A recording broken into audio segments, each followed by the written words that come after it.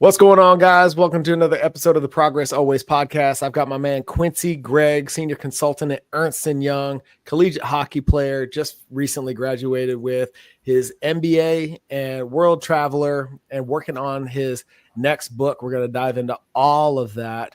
But first and foremost, shout out to the Post for creating this connection. It's a group of high-level athletes turned leader, executive, entrepreneur, you name it, influencers in society. And what I love about the group, and part of the reason that we're having this conversation in the first place, is the service forward mindset that at least everybody I've encountered up to this point has. What are you working on? How can I help you move it forward? What introductions can we make? Let's talk strategy, etc. And it's just been a really, really amazing community ecosystem where everybody's willing to share time, space, energy, and resources to move each other forward. It's really built on the philosophy of the rising tide that raises all boats. So, dude, I'm excited to dive in with you today. Excited to get to know you a little bit more and learn more about what you're working on. So welcome, dude.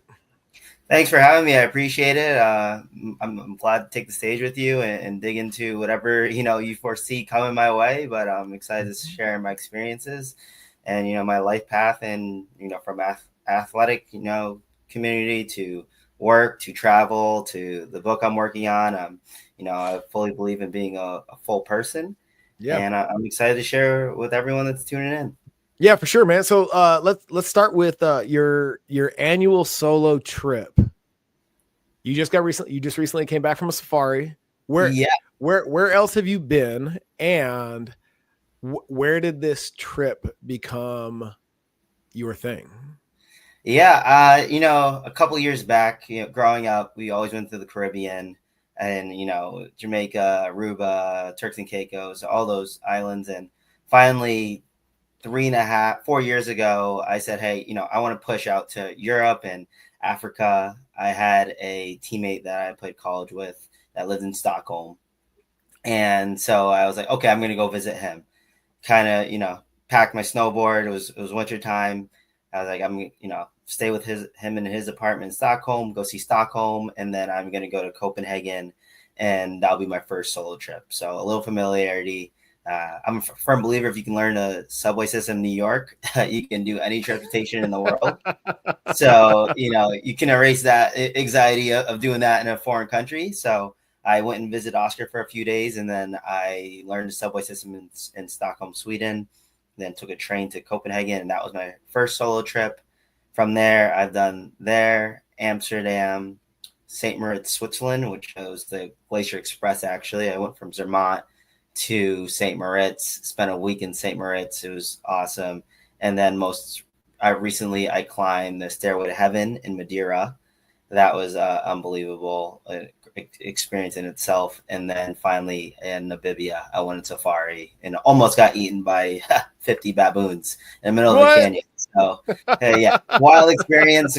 I'm glad I lived to tell the story. And yeah, I believe in being able to reset your mind and pushing yourself to speak to different people, learn from different people in the world, learn all the cultures in the world. I fully believe in being a full person. And I think if you want to be a leader, you got to understand what the world looks like. You can't just be the person to your left, to your right. There's different cultures, different learning ways. Everyone beats to a different drum. So yeah, don't leave me hanging, man. Tell me the baboon story, bro. Yeah, it was me actually. We were in Namibia, right outside Windhoek, and there's 4 people on my safari car. Ironically, these 2 professional photographers like, we're tired, we're going to stay back. So it's just me and another annual solo traveler. Her name was Bobby. She's actually from New Jersey. She was 75. Her first time really traveling. She said she couldn't wait anymore to live her life. So she was, set across Africa in all different camps traveling. So me and her in the safari car with our guide Emmanuel. And when we came into the campsite where the canyon is, it says watch out for baboons. And I said to Emmanuel, what's going on with the baboon sign? He's like, oh, we know we have to roll the windows up because they get in the truck, they're going to take everything because they're looking for food. Right. But, baboons and all the animals usually don't come when the humans are around. Actually, most animals, besides lions, obviously in Africa, are scared of humans. Sure. So he was like, it'll be fine. And the canyon's one way in, one way out. And they just had like the most rain they've had in like 10 years in Namibia. So the vegetation's great for the animals. Mm-hmm. And so, the birds are flying. And at this part of Namibia, there's not too many wild animals to be scared of. Maybe it's some hyenas at nighttime, but nothing crazy, like no lions or anything like that. Okay. So we're walking in the canyon and I'm taking photos of these rocks. And I'm like, I have 15 photos of just rock. I put my phone away and we're walking to the deepest part of the canyon. And like I said, it's one way in, one way out. And you guys are on foot. You're not in the Jeep anymore. We're on foot. Yeah. We're definitely on foot. And me, a 75-year-old Bobby, and our guide on foot. No sort of.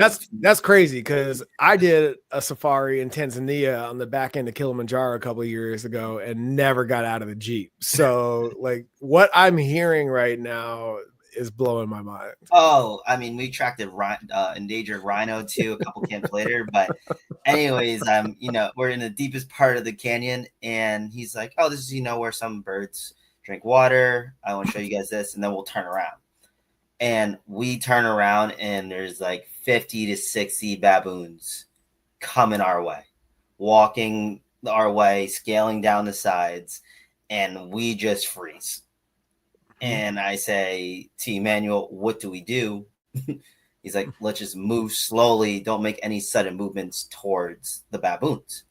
So Bobby, who's 75, is in shock, practically, obviously, like most people would be. Is she in good shape? Is she like the 75-year-old I have in my mind? That's just kind of like she's happy to be here. Or is she like in good condition for what you guys are doing?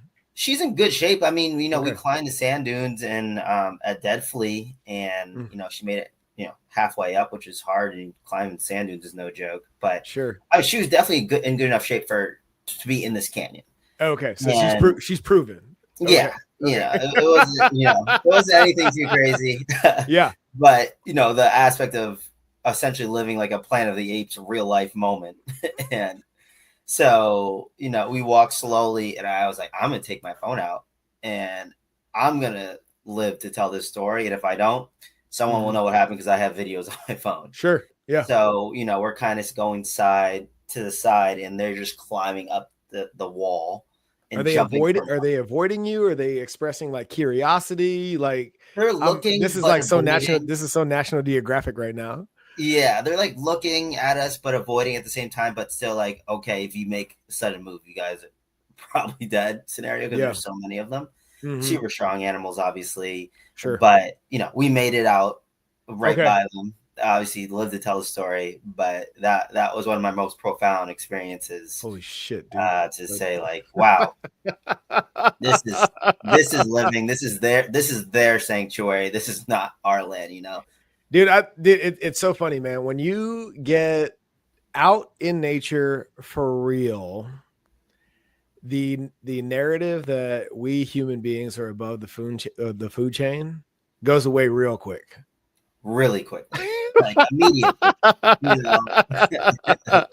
with space and animals, yeah, you really learn quickly, and it's a humble feeling to know because we're obviously dominant, in a lot of settings, but in nature, that's not so much. It's survival, and we're probably not surviving, against some animals / maybe most in Africa at least. That's nuts, man. So I'm big in our coaching practice at Next Level of making intentional adversity part of your living practice, right? As a means to develop resilience when life imposes its will upon you, having that thing, whether it's jujitsu or walking amongst the baboons in the middle of nowhere, Africa, or the two-a-days and preseason and of hockey that you've experienced, having those experiences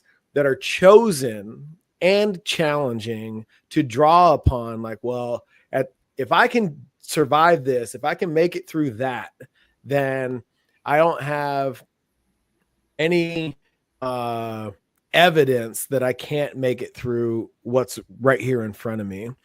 Is is that part of your desire to seek adventure? Like, is that top of mind for you, or is that just a byproduct of your curiosity of the rest of the world? I think yeah, it's a twofold for me. I believe in pushing my limits. You know, it's I wouldn't say I'm the most bold person, but I also think you do learn when you push yourself in Mm-hmm. so many elements of life. You know, some people are afraid of public speaking. Some people won't do a hot air balloon. I believe in, you know, I was in St. Moritz on my solo trip, and I went paragliding, and I I booked it. I was like, oh, okay, you know, I'm gonna do it, you know, at the top of the Mm-hmm. mountain. And then we get up there, and I was like frozen. Like, wow, this is really high. This could go really poorly. You know, we jump off the side of the mountain where basically, you know, I'm having conversations with the clouds. But you know, after you get over that moment of I'm scared, you realize, oh, I can do this. And you know, I think it's just great to humble yourself and push your limits. And it could be, you know, for some people, it's getting up consistently at 7 a.m. or 6 a.m. to go to the gym. Some people Mm-hmm. it's skydiving. Some people it's, I don't know, sending an email to someone that you don't know, a cold email, and hopping on the phone and being scared. But you know, there's so many elements to push yourself and ways to push yourself. For me, I think it's layered in a lot from, you know, playing hockey. I was the first person in my family ever to play ice hockey, and so every step of the way was a challenge. And then, you know, learning about yourself along the way, going to boarding school, class 6 days a week, you know, shirt, tie, jacket, Mm-hmm. pants. You know, there's just so many, you know, discipline and determination and challenging moments. For me, I kind of jump at the opportunity. Am I scared sometimes? Obviously, yeah, just like any Yeah. human being, I think. Mm-hmm. But, you know, being humble enough to know I'm scared, but I can do this, and or I should try it. And I don't know, Mm-hmm. failure is a huge component of life. And if you can fail, I mean, if you're in Mm-hmm. baseball, right, the best players fail about 70% of the time you get into the Hall of Fame. Yeah. So, Yeah. you know, learning Okay. to deal with failure is important. So living a Hall of Fame life is not batting 1,000, is what you're saying. Exactly. I love that. I love that. So I want to back up to boarding school. You know, typically you hear the narrative of, well, maybe not so much now, but once upon a time, if somebody went to boarding school, that means they got in some trouble that was irreconcilable, and this was their last option at a solid education. It was like a form of reprimand and discipline, as opposed to the way it's leveraged now, especially in the realm of athletics and NIL and stuff like that. That extra year of prep school, etc. Why was boarding school an option for you? Yeah, I mean, you know, I started playing hockey at 5 in, or maybe younger, I think 4. I was around, you basically learn how to tie your shoes and tie your skates at the same time. Okay. And so that kind of opened up a lot of doors for us as a Mm-hmm. family. And basically the trajectory around that was from 5 to around 15 to 16, you play with your club team, which we traveled a lot Mm-hmm. around North America, you know, playing a ton of hockey, ton of travel, a lot of experience, a lot of competition. And then around 16 to 17, it's for the, you know, natural pathway for my program to go play boarding school for hockey on the Okay. East Coast. That is one of the main ways to play college hockey. Okay. If you're playing hockey on the East Coast, the public school is not as good to get to college hockey. So Yeah. you go to a boarding school. So most of my team went and played at a boarding school. A couple were baseball players, a couple were golf players, but we were all in that realm. Yeah. And so that, you know, that brought so many different opportunities for me besides hockey. I mean, Salisbury Mm-hmm. is where it was in the northwestern part of Connecticut. You know, no cell phone service, $25 million athletic facility, school 6 days a week, study hall 6 nights a week. Mm-hmm. There's just so much at that school that, you know, I'm thankful for myself and my brother. But that really was the main reason why I was going to play hockey and, Mm-hmm. you know, continue my education. I repeated my freshman year Oh after wow. I went to Fairfield Prep for a year, and then repeated my freshman year at Salisbury. How was that on your ego? Because you know, there, you and I probably know a laundry list of people that had their kids repeat like kindergarten so that they don't have to deal with the identity of being held back, or just simply starting them 1 year later, uh, so that they're not only physically and more emotionally mature for all the things that you're talking about that come later. What's it like to be 14, 15 years old and repeat your freshman year? Is that like something that you had to be talked into, like this is going to be good for you, or are you like, man, what, like, is this, why is this extra necessary? Where was your mind at back as you're moving through that? Yeah, it was pretty normal for me. I knew, Okay. I'm an undersized hockey player. I knew I was not too heavy. I had a lot of room for growth. I think maturity wise, I was probably there mentally, but you can always be smarter. It's pretty normal at boarding Mm-hmm. schools now for athletes or just in general to repeat that year. You get an extra year, obviously. Yeah. Mentally is no joke when those formative years when you're learning in school. Mm-hmm. You still take the classes that next year up. Basically, would you be a sophomore, but as a Yeah. freshman. But Gotcha. you just that long term route of repeating really pays Mm-hmm. dividends as you get older in college. You come in a little older, you take your classes a little bit more seriously. Yeah. I'm a huge proponent for the whole repeat thing. Mm. I think there was a notion, like you said, it was like, okay, there's something wrong. Yeah. Someone repeats, right? It was Mm-hmm. pretty normal. I think there's 40 people in my freshman class. There's Yeah. 300 boys at Salisbury. I'd say at least half the class was repeating. Okay. So in the rest of the school, a lot of people coming in postgraduate years, repeating their Mm-hmm. junior year, sophomore year. It Yeah. didn't matter. So I was extremely comfortable. I had no shame in it. Uh, Mm-hmm. I didn't run from it. I knew what I was there to do. I knew what I had to get better at. Yeah. And I learned so many other things other than hockey. Hockey obviously was a massive component for me. Mm-hmm. I went there to, as a hockey player, but I came out so much more. Yeah, culturally speaking, how is it, how are you treated in terms of like, I'm here for hockey and school is secondary, or is it no, no, dude, you're here for school and you get to play hockey? Yeah, I think it's a mixed bag of both. Okay. Academics is a huge priority in our household. Okay. It was never Tell me something about your that. folks. Yeah, my mom is a judge. She went to Northeastern University in Seton Hall Law. My dad went to Southern Connecticut and works in marketing. Mhm. So it's my grandfather on my mom's side is from Segregated South in Bradenton, Florida. Made his Mm. way up to the East Coast. Obviously, met my grandmother who was from New York. So opportunity and education is prioritized. Especially, Yeah. I have so many resources that my grandfather could never imagine. Right. Mhm. So for me to have this window of opportunity and take the bull by the horns, I saw, okay, I'm playing both. I know also at that point, I didn't even know if I was going to play college hockey. Mhm. Everything was so new to us and no one really we're all, Being the learning as you go. Right. being the first to go through it all. Right. Yeah. And Yeah. so for me, I was there, trying my best, working hard, Mhm. getting the gym. My roommate was from China, Okay. and that was an awesome experience. A freshman Mhm. year away, Loon. He really taught me how to study better.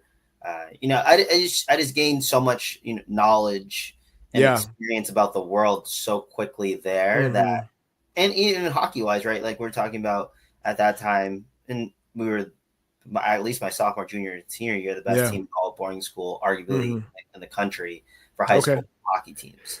So let me ask you, man. I know nothing of hockey. You Mhm. know, when I was at Gold's Gym out of college, some of the Dallas Stars would train and be treated out of our facility. But those are pros. You know what I'm saying? So like, there's an archetype there. Uh, what is it to be an undersized hockey player?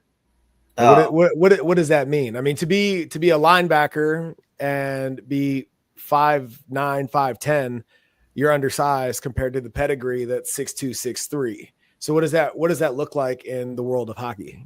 yeah, I mean, if you comparison, maybe like a Jalen Waddle slot receiver, like a tiny guy in a slot, right? For Okay. undersized hockey player, like I'm 5'8" right now, like 177.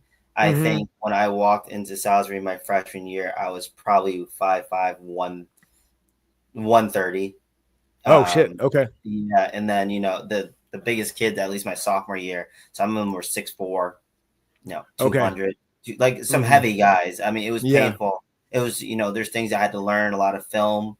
I had to watch a lot of reps in practice. I honestly used to be terrified, but Coach Mm-hmm. Will, or Andrew Will, who's the head coach at Salisbury, I Mm-hmm. give him a lot of credit for my hockey career as well as my youth hockey coaches, Mm-hmm. and in particular this guy Marvin Minkler, who kind of took me from, again, we didn't know anything, so Mm-hmm. I was like, Mommy, I want to play hockey. And we were at Stanford Twin Rinks around the corner from our house. There's an East rink and a West rink, and we signed up to learn how to skate. And every Friday there'd be a test, and I'd pass the test every Friday.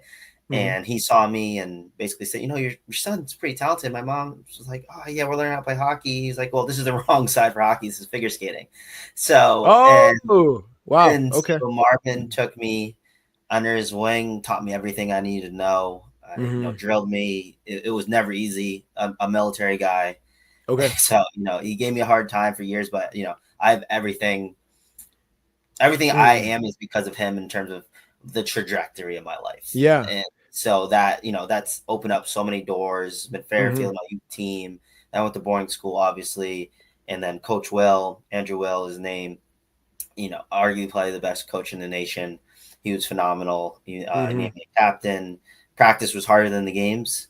And, Yeah. it was never easy by any means. And he really, really taught me how to thrive in adversity. And, we Yeah. worked hard. We worked hard, like really Yeah, hard.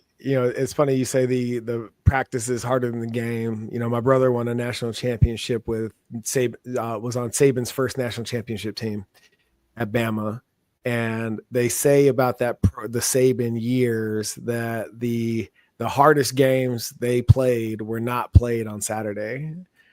It was Tuesdays I believe when it. the I mean, one we were one working ones hard. on ones, so Yeah. that the best preparation, and that's something that when you talk about training in the Marine Corps, it's taken very seriously. It's relentless. If you mess up, you're going to do it again, and you treat all of those training scenarios with the same mindset and intensity as a real combat environment. And when it comes to preparation for game time, your success is predicated on your preparation. So that's awesome.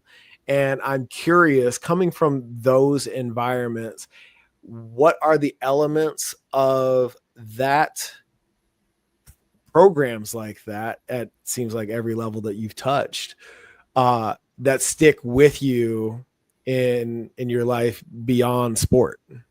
Yeah. I mean, the boarding school schedule is intense, and Mm-hmm. that one really helped me with getting my MBA and working at UI full time, Yep. because the structure behind, first of all, you have to play a sport every season at Salisbury, so that, Oh, okay. you learn to play other sports, you play with other kids, you compete at all levels. I could be Mm-hmm. on the JV team in soccer, or thirds, which is below JV, but you're still competing. You get your Yep. exercising, right, so you have structure all day. So Yes. in particular in hockey season or prior to hockey season, we were probably on the turf at 5:30 a.m. running sprints, doing conditioning, shower, breakfast, class all day till 3:30.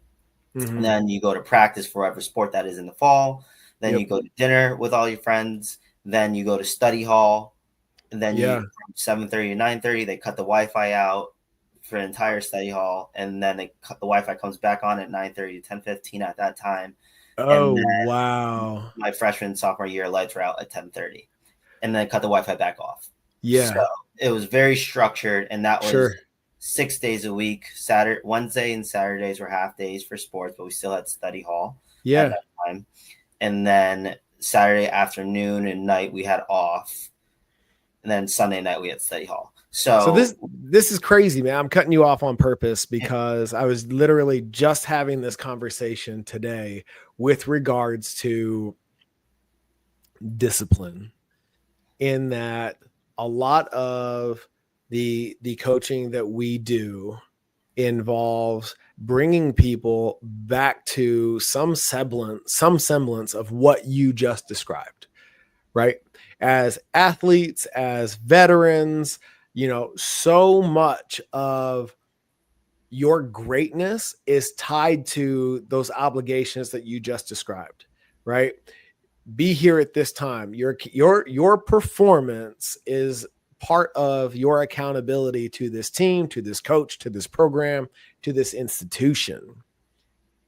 And then you graduate or you retire or you're discharged, and all that was mandatory becomes optional. How I'm so curious for you because you're not far removed from it as I am.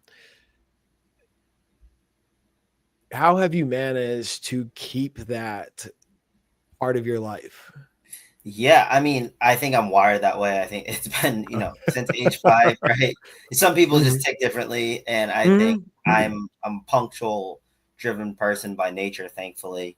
Mhm. But routine is good for any human being, I Sure. believe. And we all need routine. When you're out of routine, that's when you can kind of lose yourself, I think. Mhm. But for me personally, I I take it very seriously, but I know what I need to do.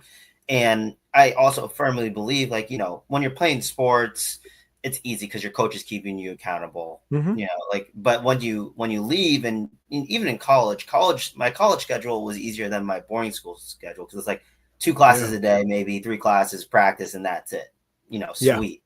Now I get into the working world. Now you're on your own. The only Mhm. person holding you accountable is yourself, which I have no problem with that. But I did dig in, and I got a life coach. We have 26 free sessions a year here at EY, so Yeah. that I took it full advantage of having someone keep me accountable for where I Mhm. want to go long term. The day to day is Mhm. not an issue for me. Journaling is not an issue. Going to church on Mhm. Sunday is not an issue. It's none of those things. It's okay, where do I want to be and how am I going to get there? And more so someone to help me along the way of, hey, it's okay to feel this way. Or, like Mhm. a lot of things I deal with is I look at people, I'm like, I want to be them. But sometimes to circle back, I'm like, oh, they're 15 years out of, college and I'm only 5. So, but Yeah. that's the thing that I have to rein in a lot is, Mm. it's more so in my schedule than anything, because if you just tell me I got to wake up at 6 o'clock every day to get somewhere Yeah. 10 years down the line, I'm like, okay, no problem. Yeah, 5:59 it is. Yeah, Yeah. like, yeah, no problem. So let me ask you this, if you're wired that way, that's one thing. So my next question becomes, and this is, this may have been answered through the process of your MBA and your experience at Ernst Young, or if it's purely subjective speculation, all good. When it's over, why is there a subsection of your peer group, our peer group, that run away from all that routine or lead ourselves to believe that that's not, at the very least, part of the equation for why we were so great at one time, and fail to transmute those same behaviors into whatever comes in the next season? I think, one could be burnout. A lot of parents burn their kids out, and Mm-hmm. they might not even love that sport itself, but they kind of were forced into it. And next thing you know, it becomes their whole identity. And Mm-hmm. that kind of brings me to the second point. When it's your sole identity, and that identity officially, that book closes, and people Mm-hmm. don't know what to do, where to go. Were you volunteering when you were playing sport? Like, what else did you do that made you the person you are, right? And that's where I think some people run from it. And that just notion of accountability, responsibility, when someone's telling you what to do for so long, and next thing you know, like, it's a switch. I mean, even when I graduated, it was so quick because they pulled the plug on us in the pandemic. It was like Yep. I was at school, we were practicing, we're doing everything.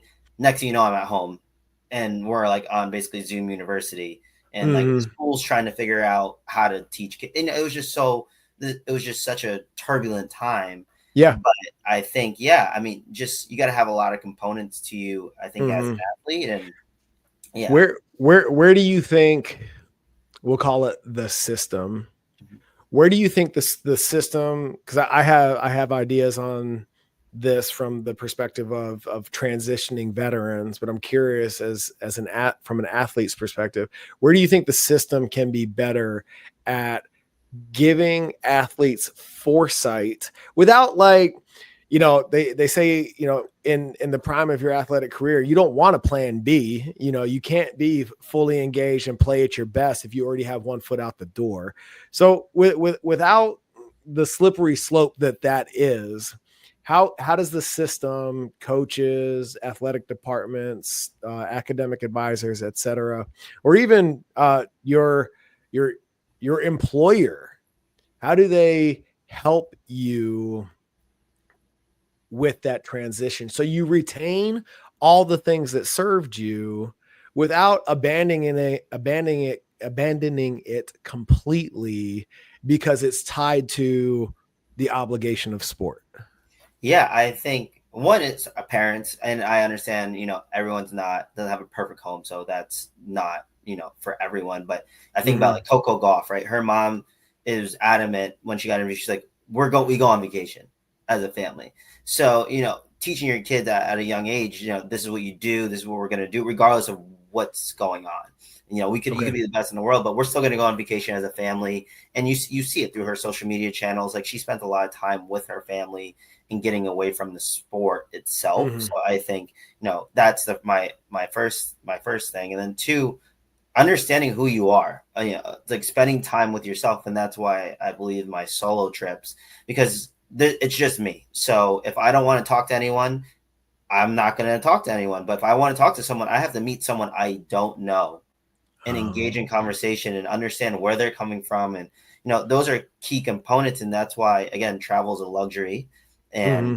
But it doesn't have to be across the world. But when you understand other cultures and have different conversations and different, foods and all these different things, Mm-hmm. it really brings it all together. When you hit that brick wall, you kind of know who you are, at least a little bit, to figure it out and just hold Yeah. yourself accountable, right? I mean, like my firm has over 350,000 employees. Yep. So you can get easily isolated. No doubt Sure. about it. No doubt Mm-hmm. about it. It's just a matter of, what you put into it. And Mm-hmm. it's sometimes it is a sink or swim scenario. It's not a perfect world. And Yeah. it's a matter, if you're sinking, are you going to choose to swim, or are you just going to let it Mm-hmm. pass by?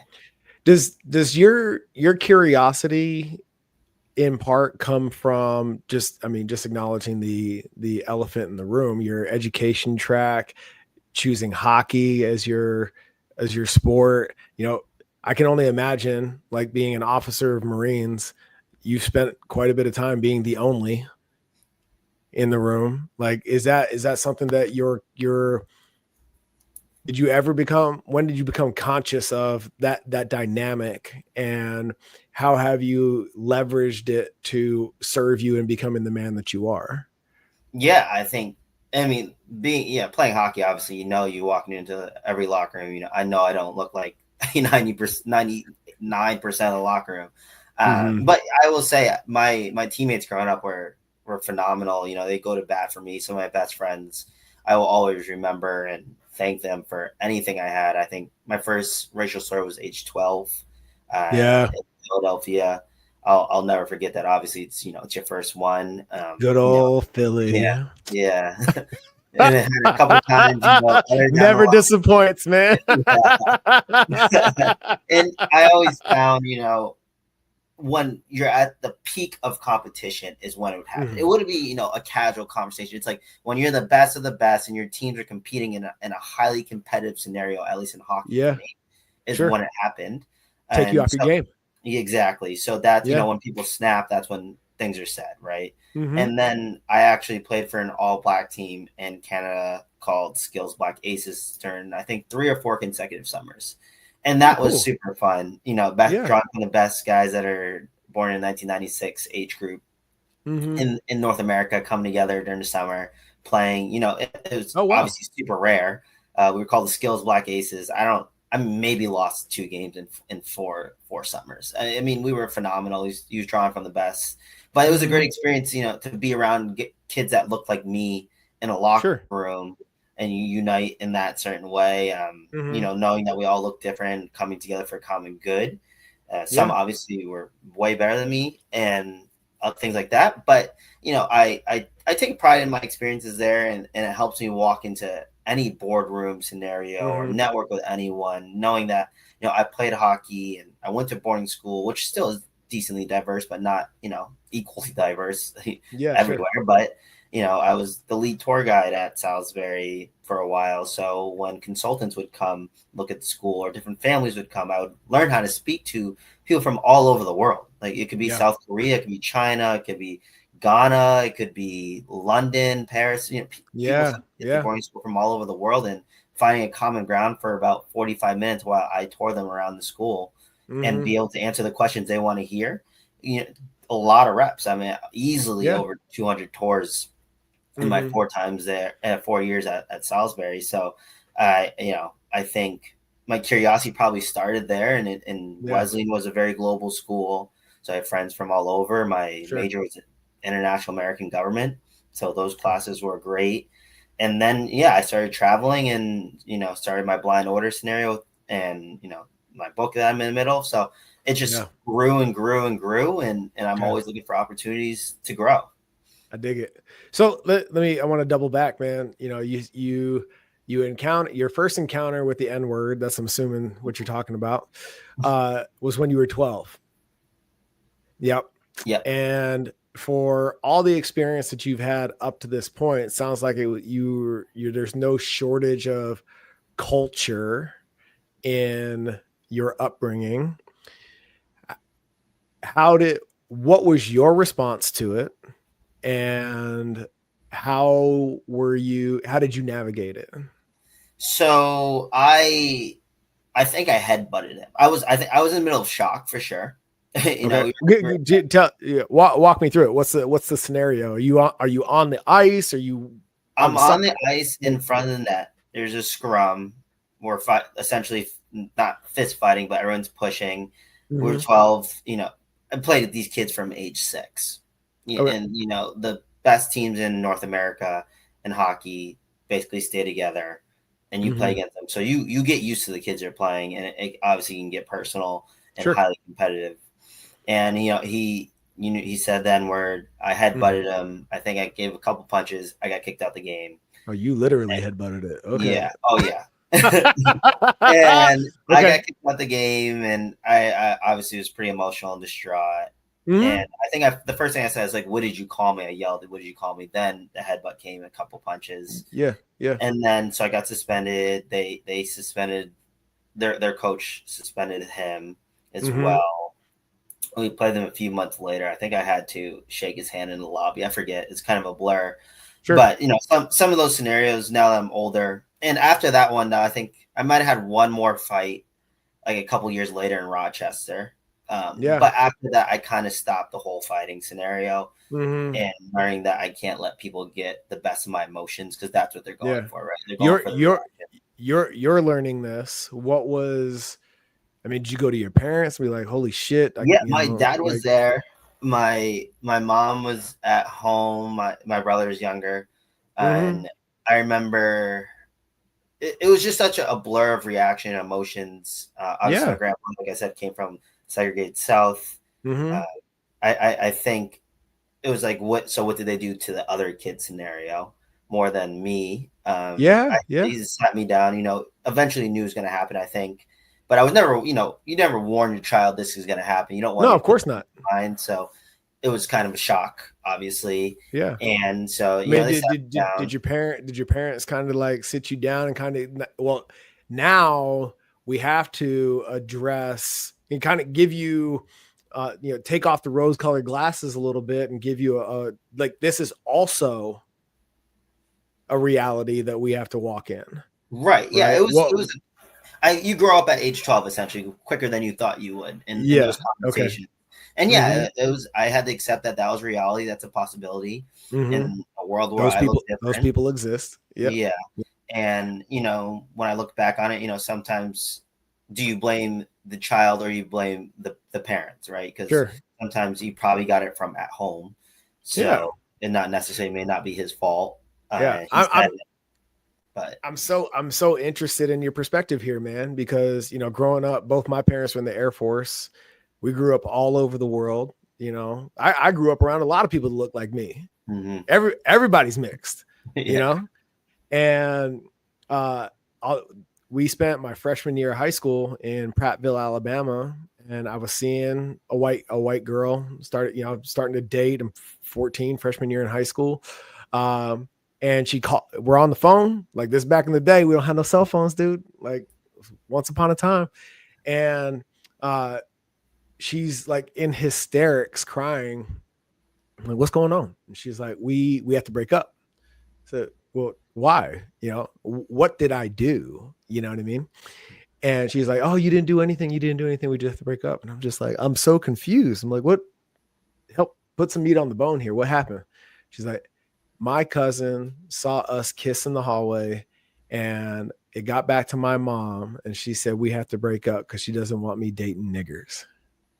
Wow. Yeah. And dude, like I went into like a 2-week, like just depression is a really strong word. I just didn't know what to do with it. You know what I'm saying? Yeah, for sure. And it wasn't like something that was like in my face and I had to like, I didn't have like crazy shit on my locker or anything like that. Mm-hmm. I'm just like trying to figure out who I am and how I'm supposed to be in the aftermath of this conversation. And my parents are very intuitive in that regard, and they call me out of my bedroom. I would just like come home and I would just like be by myself trying to sort this shit out. And my mom's white, my dad's black. It's like, hey, here are all the things that are also true in the world, and here are all the things that we wish were, and these are also realities. And you put it very beautifully, man. Like you grew up a lot faster than you thought you would. And that happened to me my freshman year of high school, and I'm grateful for my parents for walking me through and really holding my hand through that experience. Because it's confusing, Yeah, it's super confusing. It's a shock, obviously. Mm-hmm. And there's no one way to go around it. Sure. Every situation's different. Mm-hmm. Every child's different. Everyone responds differently. I think I kind of brushed it off. I mean, it was like, okay, this happened. I was upset in the moment. Mm-hmm. You gotta go back. I mean, you're 12 years old, right? I'm playing Little League. I go back to being a kid a little bit, and just practice the next week. Obviously, people are talking about it. And, again, my teammates had my back, so it wasn't a scenario of like I was on an island. Yeah, that's good. So that's the beauty of team sports, and I grew up in Fairfield County, and a decently affluent area, but I'd say every one of those kids and the parents I respect to this day. Mm-hmm. Pick up the phone and call any of my parents or friends' dads or moms and stuff. But yeah, I mean, it's competing. Everyone's got a story. Everyone fights adversity at a certain level. Yeah. For that one, it happened to be me. But is there a piece of you at 12 going into your teenage years where you're learning the very valuable lesson of I don't dictate what comes at me. The only thing I really have control over is how I respond. Is that what I can tell that that's part of who you are now. When did that become part of your consciousness? Probably around 16 or 17. When you really start to form, like who you are and start to understand a little bit more education wise. I mean, I think when you pull back, I think I was in 7th grade when Barack Obama was elected president, right? That was the first like, oh my gosh, anything is basically possible now, right? Yeah. And the hurdles he dealt with, regardless of the political party you stand for, he dealt with things that people will never deal with or can understand, right? And I read his book when I was younger. That's fair. And so, as you're growing up, things happen and scenarios like that.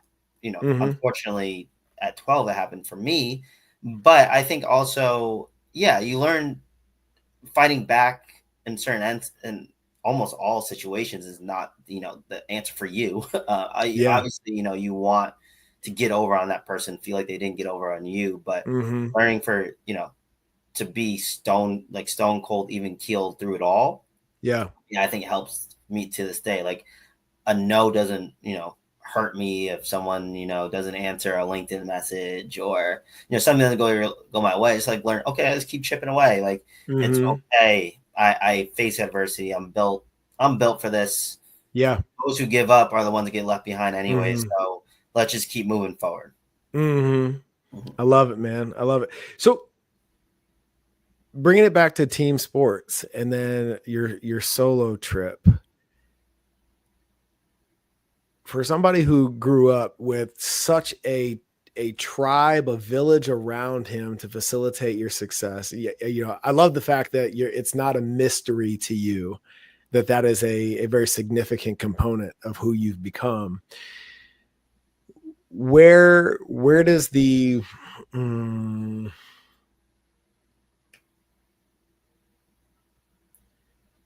where does your awareness of the benefit of time alone, never mind the travel part, but just like being alone with self, with your thoughts to process things for yourself, where does that come from for you? I think growing up, obviously having a life coach was super beneficial. I quickly learned that about every 10 weeks I have to take at least like a 3-day weekend or around that to Mm-hmm. reset with myself. I also said I think I was 17, I'd like to be a president of a Fortune 500 company.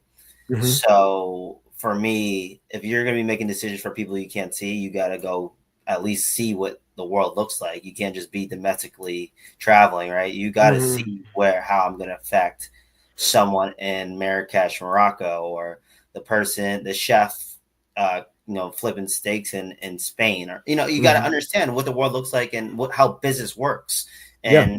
and things like that. So that's where my curiosity started. And honestly, it's like impossible to get males organized to do a trip sometimes. Women are so much better at doing friend trips, but like texting, Yeah. like, "Hey, dude, let's like actually do it." So Mm-hmm. I started was like, "I'll just go by myself Yeah. Okay. and whatever. Like, I don't need anyone to Mm-hmm. fulfill me for happiness." Yeah. Like people help, obviously. I have a ton of friends. I'm Mm-hmm. extremely extroverted, but I don't need someone to fulfill Mm-hmm. me while traveling. Like there's Yeah. so much to learn. There's so many people. Mm-hmm. I've met so many, incredible people that have impacted my life, even to Yeah. this day, like post trips, like Mm-hmm. stay connected with when I was on a solo trip from Zermatt to St. Moritz on the Glacier Express. Beautiful, just 7-hour train ride through the mountains. Mm-hmm. These 7 guys from Sweden were celebrating their friend's 42nd birthday. Mm-hmm. And I just became friends with them because there was like 2-seaters and one had to sit across from me. And next thing you know, we're all friends for 7 hours. I go get dinner with them Yeah. when we get to St. Moritz, and I never see him again. But actually, one came to New York the following week, and he texted me. So That's like awesome. you push yourself, you learn so much about life stories, it Mm-hmm. becomes who you are, Yep. and in so much of that experiences is like it fulfills me, it makes me happy. Mm-hmm. And I try to inspire younger kids and be a good role model even for my brother to see like, hey, this is what the world's like, and there's so much to give. And I think Yeah. honestly Americans are sped up too fast, right? We want, where the rest of the world, like 90% of the world, you can't even get it to go coffee. Like, you have to sit Yeah. down and do it, right? So Mm-hmm. and I think that's a huge comparison to Ooh. Americans and the rest of the world. Yeah. Yeah. Oh, so dude, as you're telling your story, I'm picking up on this theme of cuisine. There's this undertone of food experiences that are inherent to international travel, but like I can tell that you really enjoy the culinary experience. Tell me about this blind menu. What was the stat that you sent me? You haven't looked at a menu in like over 1,000 days or something like that. Yeah, I think I'm at Tell me, thousand tell me about four that, hundred dog. forty-seven days in a row. So September 2021.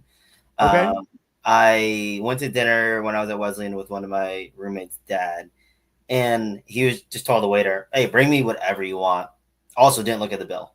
So I was like, I'm not there. I'm not at the bill moment. But I thought it was super interesting. And I was like, I'm going to expand this when I get to the city. I'm moving. I have a job. I'm going to New York. And Mhm. ever since I sit down, I tell the wait staff, bring me whatever you'd like. I have no food allergies.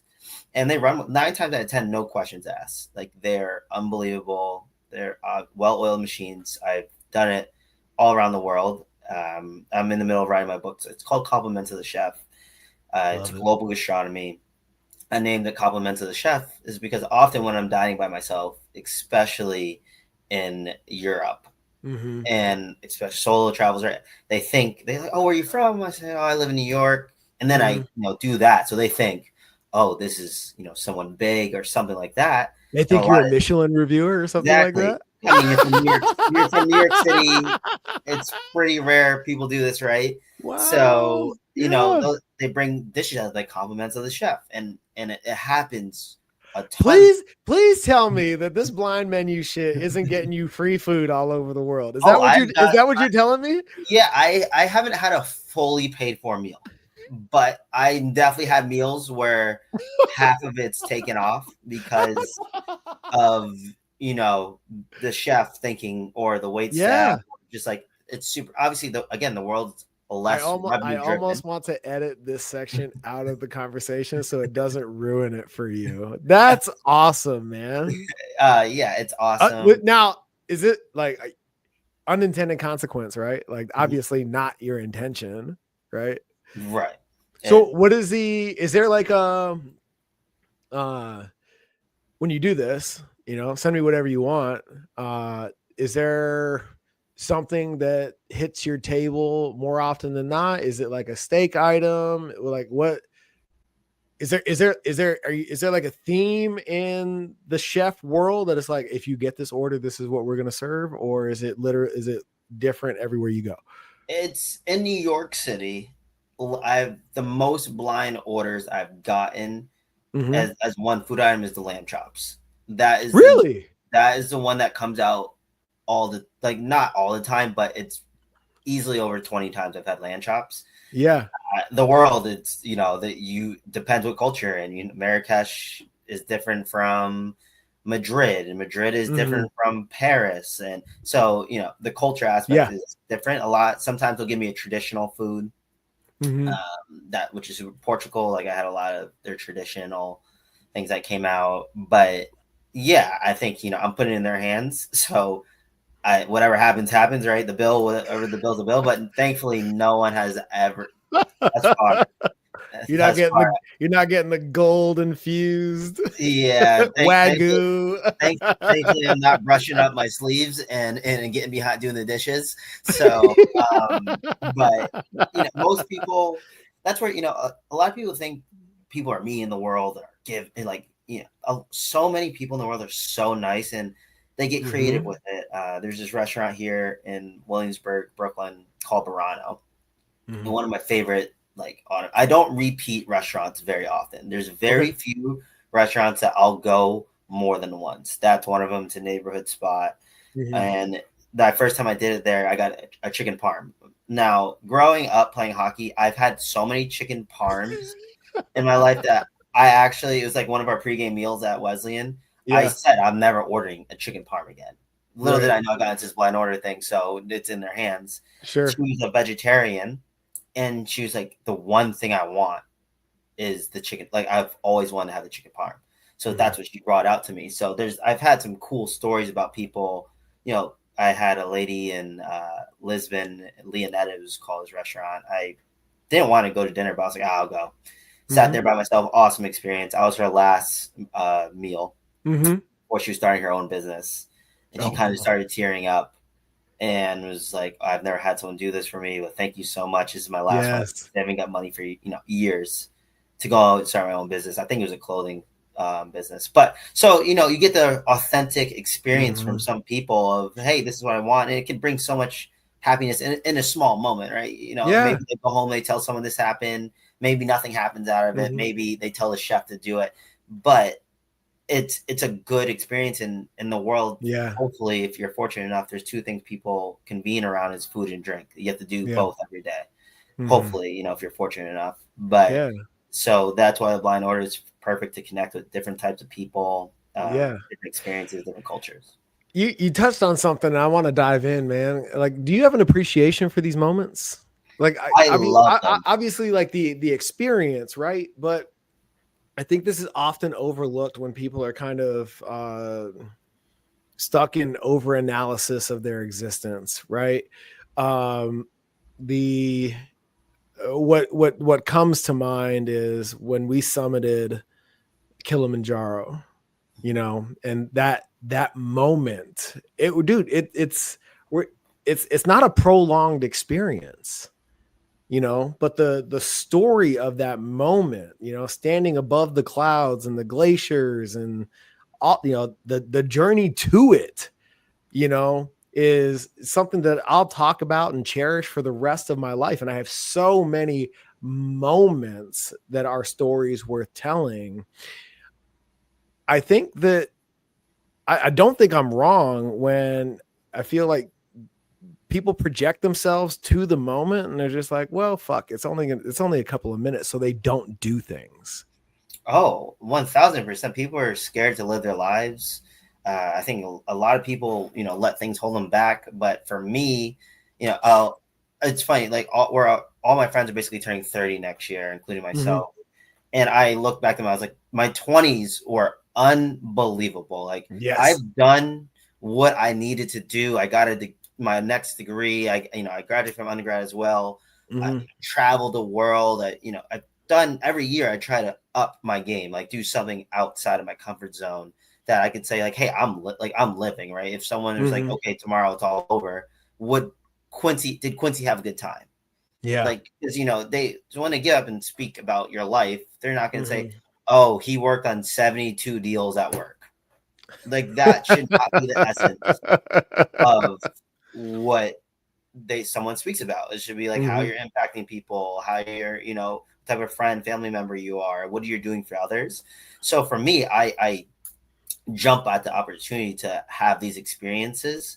And I know, obviously you have family and when you get married and things like that, they slow down. So, but doesn't mean they stop. It just looks completely different, obviously. So Mm-hmm. for me, I'm in the moment, and obviously I have certain pressures that I put on myself and goals that I want to hit, and Mm-hmm. which keeps me locked in. But I do know that there's no way I'm just going to let myself go and lose myself in the moment and not go Yeah. travel and have these or go to dinner, right? Like Mm-hmm. connect with my friends. I mean, I got off 18 months recently of basically not seeing anyone, my Yeah. girlfriend, self, and my roommates basically Mm-hmm.